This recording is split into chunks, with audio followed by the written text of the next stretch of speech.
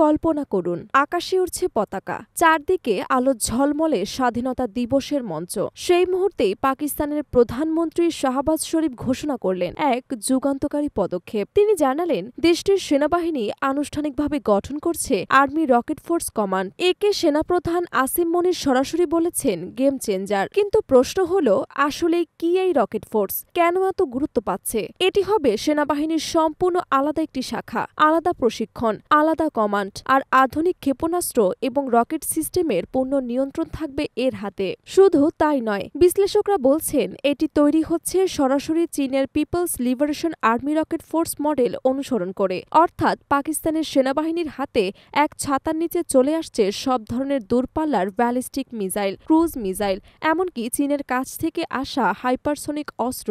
এই বাহিনীর কাজ খুব পরিষ্কার: যুদ্ধক্ষেত্রে সরাসরি সেনাদের সহায়তা করা, দূরপাল্লার আক্রমণ চালানো, শত্রুর বিমান প্রতিরক্ষা, কমান্ড সেন্টার এবং বিমান ঘাঁটি গুড়িয়ে দেয়া। অর্থাৎ ভবিষ্যতের লড়াইয়ে যে আধিপত্য দরকার তার বড় অংশ গড়ে তুলবে এই রকেট ফোর্স। চীনের সামরিক সহায়তায় পাকিস্তান পাচ্ছে কিছু ভয়ঙ্কর অস্ত্র। এর মধ্যে রয়েছে 40টি J-35 স্টেলথ যুদ্ধ বিমান, KJ-500 আর্লি ওয়ার্নিং বিমান, HQ-9 anti ballistic missile system. ধারণা করা হচ্ছে এসব উন্নত অস্ত্রের নিয়ন্ত্রণও নতুন রকেট ফোর্সের অধীনেই যাবে। মে মাসে ভারতের বিরুদ্ধে সফল অপারেশন পাকিস্তানের সেনাদের আত্মবিশ্বাস অনেক বাড়িয়েছে। সেই অভিজ্ঞতার ওপর ভর করেই আসিম মনির শুরু করেছেন সেনাবাহিনীর ব্যাপক পুনর্গঠন। রকেট ফোর্স সেই পুনর্গঠনের সবচেয়ে বড় পদক্ষেপ। ভারতের প্রতিরক্ষা মহল এই ঘোষণায় অস্বস্তি লুকাতে পারেনি। এক অবসরপ্রাপ্ত এয়ার মার্শাল মন্তব্য করেছেন, এটা নিছক অস্ত্র প্রদর্শনী নয়, বরং পাকিস্তানের সরাসরি বার্তা যে ভবিষ্যতের সংঘর্ষে তারা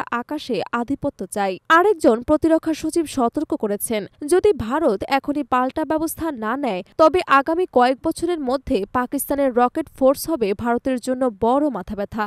সবচেয়ে বড় বিষয় হল, এই উন্নয়নের পেছনে স্পষ্ট দেখা যাচ্ছে চীনের ছায়া। প্রযুক্তি, অস্ত্র, কৌশল সবকিছুই আসছে বেইজিংয়ের হাত ধরে। ফলে শুধু পাকিস্তানের সামরিক শক্তি বাড়ছে না, বরং দক্ষিণ এশিয়ার মাটিতে চীন পাকিস্তান কৌশলগত অংশীদারিত্বের স্পষ্ট প্রমাণ মিলছে।